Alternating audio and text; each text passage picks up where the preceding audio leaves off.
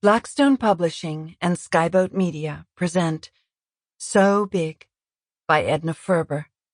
This book is read by Gabrielle de Cuir.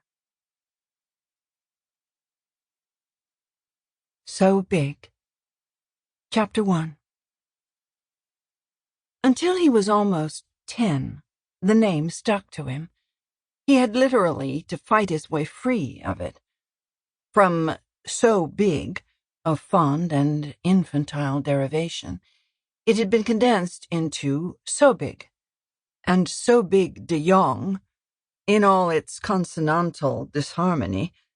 He had remained until he was a 10-year-old schoolboy in that incredibly Dutch district southwest of Chicago, known first as New Holland and later as High Prairie. At 10, by dint of fists, teeth, copper-toed boots, and temper, he earned the right to be called by his real name, Dirk DeJong.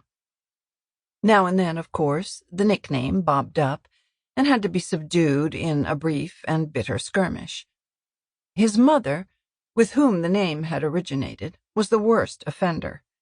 When she lapsed, he did not naturally use schoolyard tactics on her, but he sulked and glowered portentously and refused to answer, though her tone, when she called him so big, would have melted the heart of any but that natural savage, a boy of 10.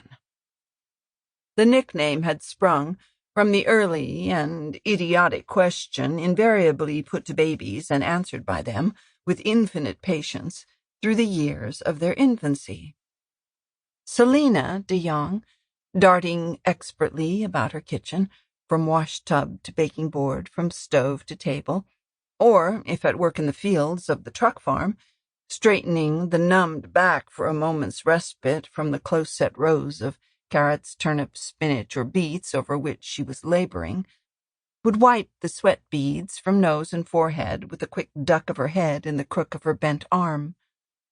Those great, fine, dark eyes of hers would regard the child, perched impermanently on a little heap of empty potato sacks, one of which comprised his costume. He was constantly detaching himself from the parent sack heap to dig and burrow in the rich, warm, black loam of the truck garden. Selina DeJong had little time for the expression of affection. The work was always hot at her heels.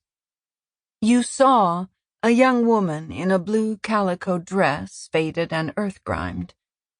Between her eyes was a driven look, as of one... Sample complete. Ready to continue?